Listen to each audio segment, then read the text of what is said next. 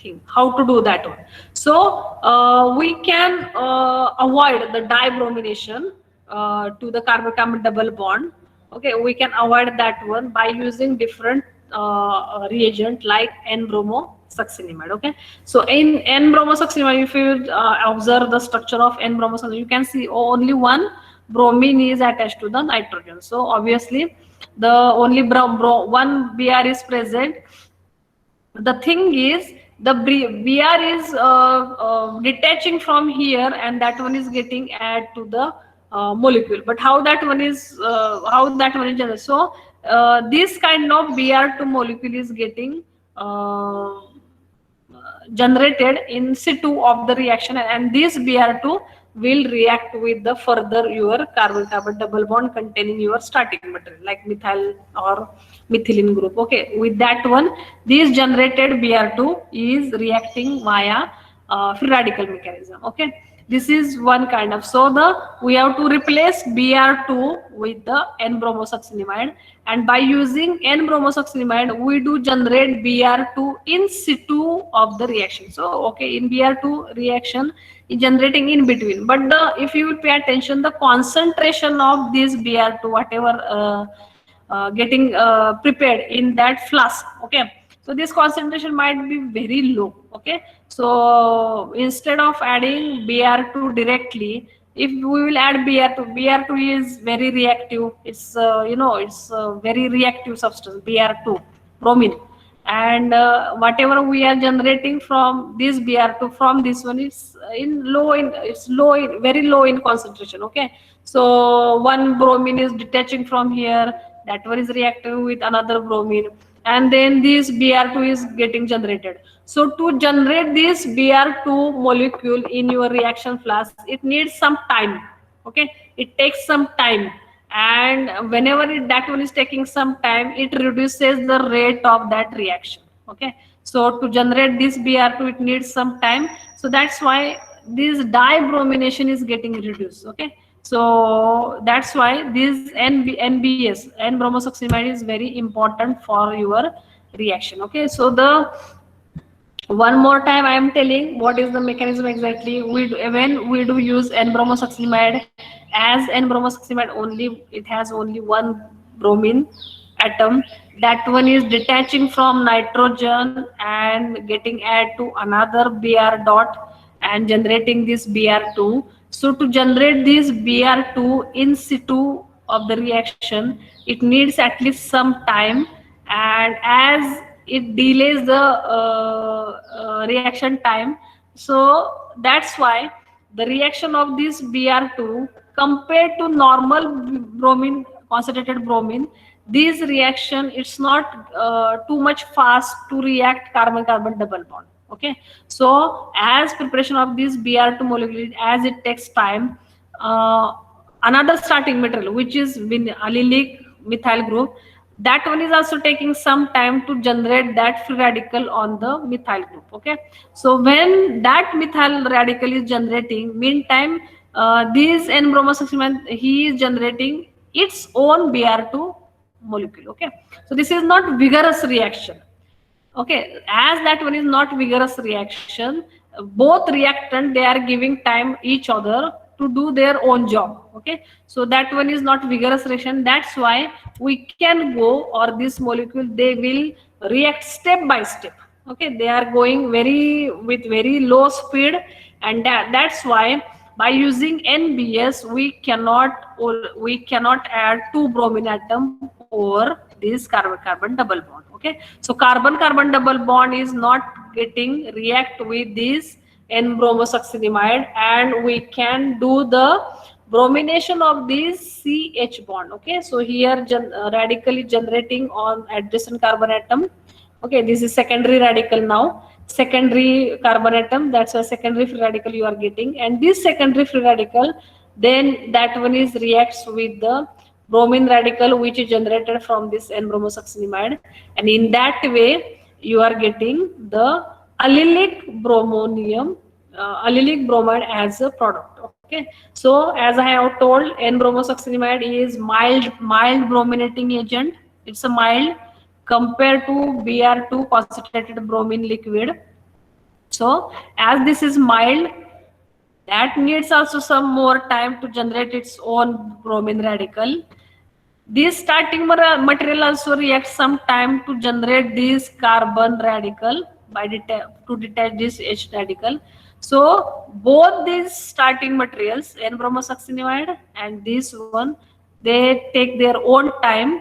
And as this is not harsh brominating reagent, it supplies, okay, N-bromosuccinimide now supply bromine radical in very low concentration, okay, because in N-bromosuccinimide you can see only one Br is present, which is attached to nitrogen. So there is no plenty of bromine radical in your reaction mixture, okay.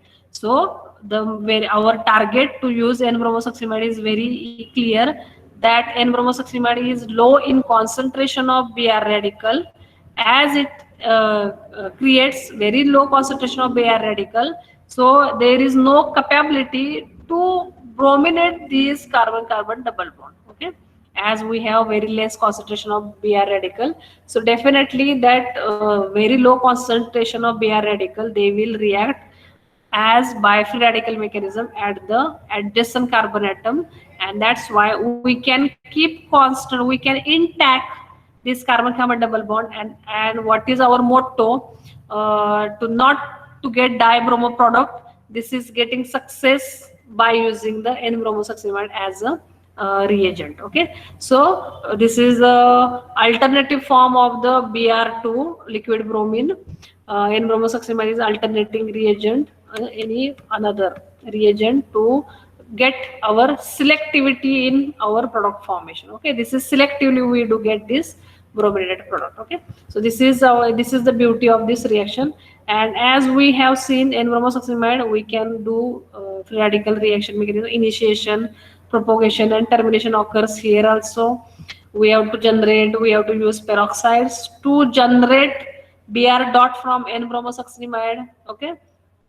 So peroxides we do use. So peroxide, peroxy radical getting generated over here, and solvent is CCl4. This is aprotic solvent. Okay, this is aprotic solvent, polar aprotic solvent, and we cannot use here protic solvent like ethanol. Okay, we cannot use here protic solvent. Pay attention, whenever you are getting N-bromosuccinimide as a reagent, you will get these reagent, this solvent CCl4, okay. We cannot use here protic solvent, we shouldn't have any hydrogen on the in solvent. If we do use hydrogenated or protic solvent, suddenly bromine radical which is generated, that one is abstracting proton from this protonated solvent, okay, and that's why reaction is getting stopped at that position only. And once that one is abstract proton from solvent, it will not react at next stage, okay. So you are not getting this product if you will use here protic solvent, okay. See, so pay attention on small basic things, try to learn basic things, no need to mug up anything in organic chemistry, okay. Next thing, now one more, now we do have seen that we do get monobrominated product, and that one is also at our adjacent position. But the thing is, now you are getting two types of product, okay. I have changed only one hydrogen, okay. So what was the previous example? Only cyclopentene we have reacted with the N-bromosuccinimide. Cyclopentene, both hydrogens are here. On this carbon atom also there is two hydrogens, okay. So maybe this hydrogen can eliminate or this hydrogen can eliminate on the cyclopentene. But in next compound I have replaced one of hydrogen with the methyl group, okay. So only small change, and now we are getting two different products, okay. So two different products, and now which one is major, which one is the minor. And now the same reaction conditions, N-bromosuccinimide, and we are getting two major minor product. So minor product where bromine is attached to most substituted carbon atom, and my major product is bromine is attached to less substituted carbon atom, okay. So now why these things occur, okay. Now we have to go for, okay, why this kind of product occurs, okay. So such kind of questions they can you can come to face in your on our final examples. So pay attention on basic things, and then you can write down the what is the exact product. If you will write very blindly, okay, now I will replace this hydrogen and I will write here bromine, and that will be the measure. It's easy, okay, this hydrogen somebody will replace and they will write that this is the product, okay. But this one is maybe sometimes what you do, you are replacing this hydrogen from this side, okay.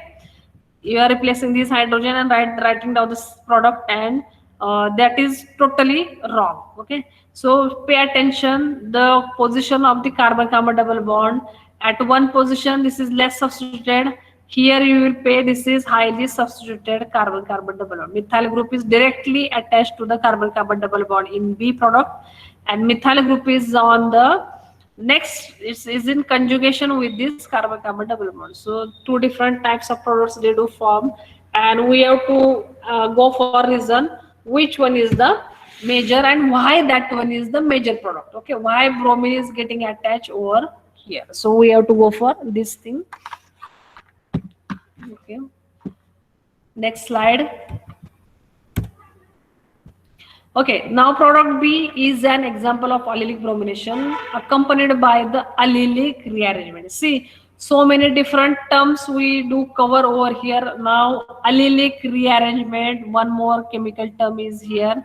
Now, how the allylic rearrangement occurs? Allylic means carbon-carbon double bond is getting shifted. That means we have seen free radical is stable due to the resonance, and how the resonance occurs and how the resonance can change the scene of product formation, that is getting very well explained in this reaction, okay. So how the resonance effect is there, how the double bond is changing its position, that one is getting example. This is very nice example of the resonance effect, okay. So now here removal of the weakest CH bond, this is the weak CH bond, okay, by bromine radical, okay. We do generate now here radical, okay. So this leaves with an allylic radical. This is allylic radical, carbon carbon double bond is in conjugation with this radical, which can then react with Br2 to give product A, okay. This product we do get, but now pay attention what is the exactly this radical has formed, okay. This radical is not only getting stabilized by this resonance, but this is tertiary radical, okay. This radical is attached to these three carbon atoms, and that's why this is even more stable. This is tertiary radical, as well as this radical is in conjugation with this carbon carbon double bond. See, pay attention whenever I am explaining something, each and everything I didn't write it down in my PPT. Some things I am explaining whenever I'm speaking.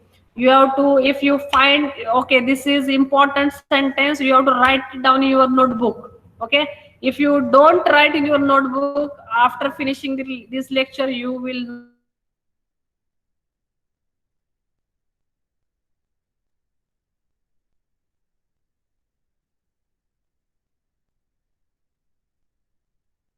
not remember that one. For to remember this thing, you have to write it down in your for to remember this thing, you have to go, you are reading plenty books that you can compare each and everything, okay. So here very important things you have to write it down. Suddenly